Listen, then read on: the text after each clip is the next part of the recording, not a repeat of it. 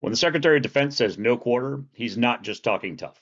He's invoking a phrase that means killing enemy soldiers even if they surrender. And it's a war crime. Hi, I'm Nate Charles, and welcome back to the Rule of Law Brief. Let's talk about what no quarter actually means, because most people using that phrase don't understand it. And in a military context, that's not just sloppy, it's dangerous.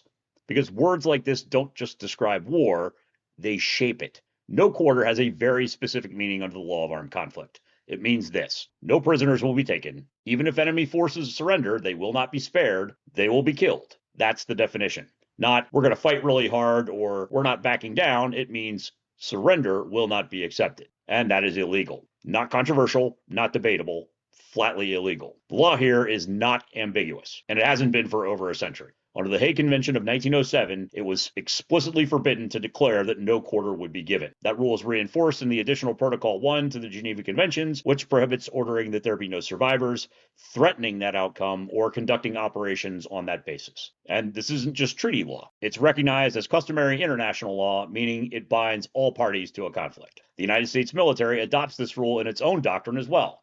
The U.S. Department of Defense Law of War Manual makes it clear that refusing surrender or declaring no quarter is unlawful and can constitute a war crime. This is not a gray area. This is one of the clearest prohibitions in the entire law of armed conflict, because customary laws of armed conflict depend on one core idea. Once a combatant surrenders, they're no longer a lawful target.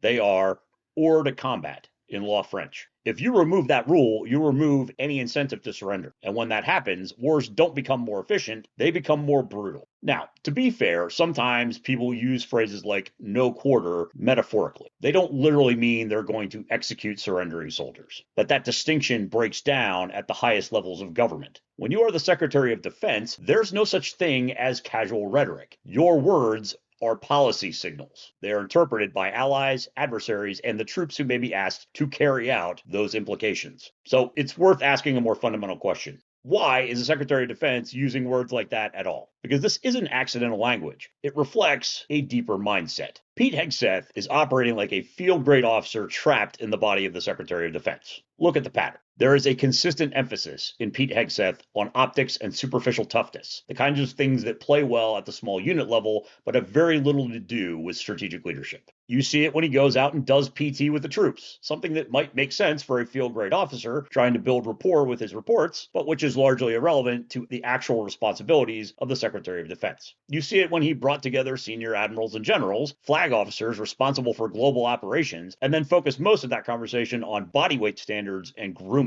Those are not strategic issues. Those are the kinds of issues handled by senior non-commissioned officers. They are not the focus of flag officers, and they are certainly not the focus of the Secretary of Defense. And this gets to the underlying problem. The Secretary of Defense is not a company-grade officer. He's not a field-grade officer. He's not a senior NCO. When you're the Secretary of Defense, your job is not to protect toughness or enforce day-to-day standard. The job is to think in terms of escalation control, proportionate response, long-term strategic planning, maintenance of strategic and international alliances, long-term force development, and the legal frameworks that govern armed conflict. But when you bring a small unit leader mindset into a strategic role, you start to get flippant use of terms of art like no quarter. That language sounds tough, but it carries real legal meaning, real diplomatic consequences, and real risks. When you are the Secretary of Defense, there is no such thing as just rhetoric. Every word signals intent. Every word shapes behavior. And if you don't understand that distinction, you're not just speaking loosely, you're in the wrong job.